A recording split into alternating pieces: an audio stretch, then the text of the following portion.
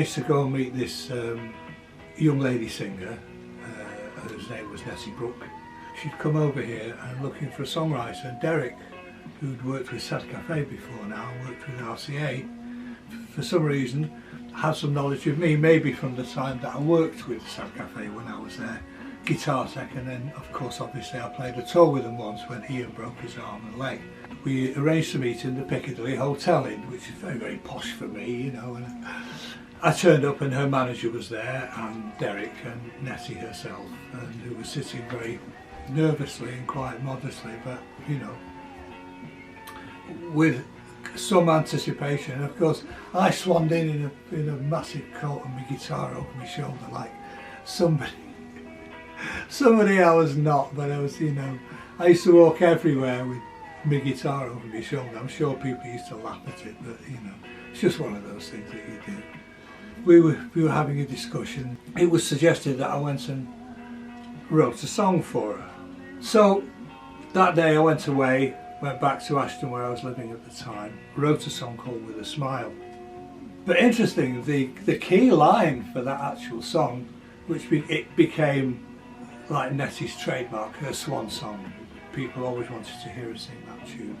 And it's, you know, a lovely honour that somebody chose, you know, Netty chose to sing that. You should get to see her at least once in your life. She sings occasionally, phenomenal voice.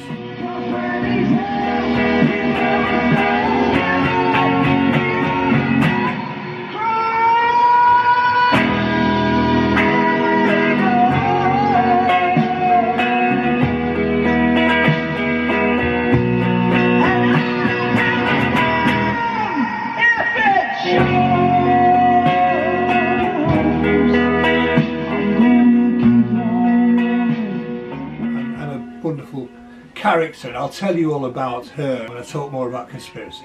However, the verse that started the song off was written in 1967. I used to go out with a girl called Carol Homer, and she was older than me. She lived in Swinton and I was playing at the time, you know, with a certain kind. We met at a gig, as far as I remember, and the other members of the band were kind of unkind about her. And there was no reason for them to be unkind, because she was lovely and cheerful and very much a dolly bird of the 60s. She had the, you know, the haircut and the, you know, the long legs and the skirts and everything. She's a lovely lass. And in response to what they were saying, I wrote With a Smile, and the line is, she turns me on with a smile. She turns me on all the while. I'll walk and I'll walk a million miles. She turns me on with a smile. And that was all that existed for a long, long time.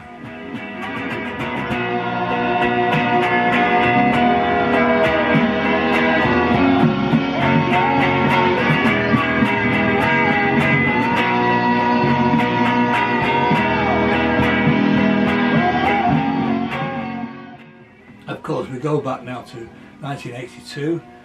Netty sat across the way in the hotel, and I go home to Ashton, I get the guitar out and I sing and write with a smile. And it doesn't take very long, because obviously sometimes creative things just happen, and they're not my tunes, I've said this before, they just come through you, and if your antenna's on, you'll get the information, you've got a target to aim for. And I had somebody to sit who obviously, you know, could sing beautifully, and the rest of the song came into being. Anyway, later that year she sang it for the first time at the Gallery with a 10-piece band, and Deborah Malone was singing in that. And for a while, Conspiracy and Netty and I toured, and we toured with the band, and we did 2 tours with Don McLean, and he asked us back the second time we did the band, and there's a live Conspiracy CD which you can still get hold of. The song's very simple. I think most of my songs were kind of in G and C, and I think that's because you didn't have to move very far to finish the song, you know. And when I first started, bar chords and things were very kind of difficult to play, and I can't play complicated chords. I'm a very kind of simple. And I'll just give you an idea of the theme of it, and it's, you know.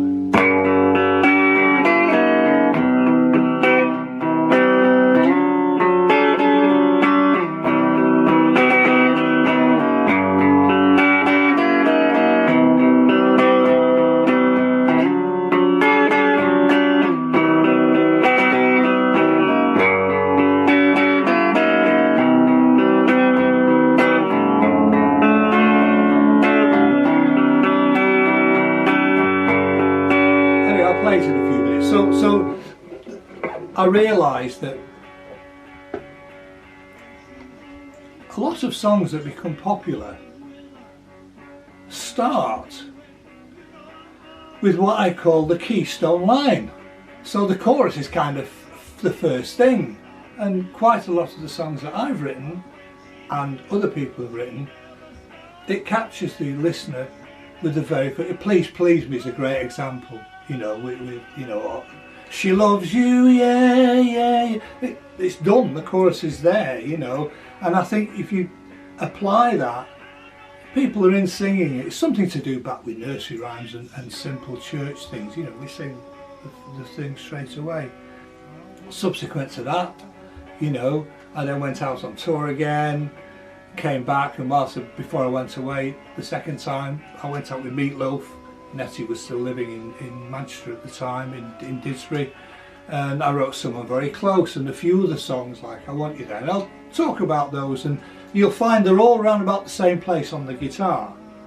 Some of these songs I wrote with 5 strings because I'd bust the top E and still, you know, managed to make the melody. I think that the simpler the chord structure, the more you probably rest on the melody that the voice does, which is why I often used to think how the blues worked.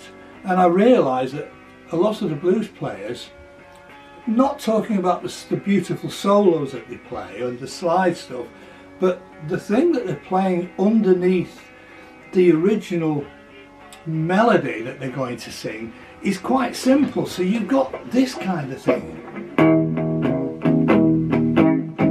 And there's not much movement. And maybe some of that was the fact that, I don't know, but possibly because of the cost of guitar strings, if you're in the southern states in America and you're a poor black person and you broke guitar strings and you could feed your family with the cost of them, you started writing those songs, which are generally about tribulation, right, or a broken heart.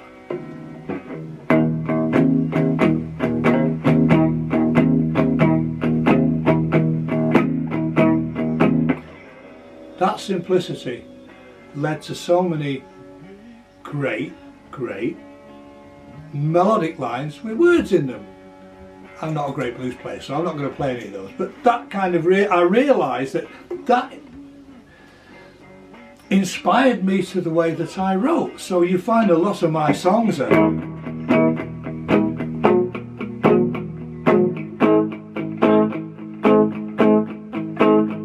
you know, so nothing much happening, but I'm relying that the melody that I'm going to sing hopefully resonates with people. I think I've mentioned this before, so it's the second time I say it. Learning to play the guitar is like ice skating. Just go really slowly. As far as I'm concerned, every child dances, every child sings, every child draws, every child will build little sculptures, every child will play with mud. Encourage. You don't need to tell people when they've missed a penalty. They can live with that for their entire lives.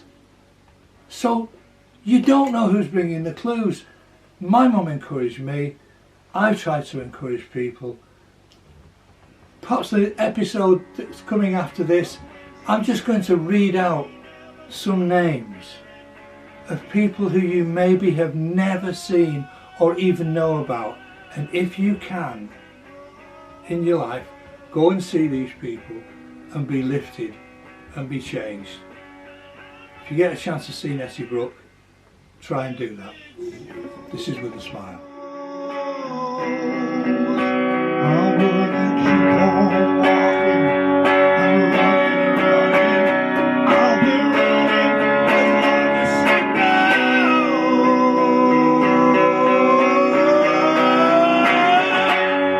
She turns me on with a smile.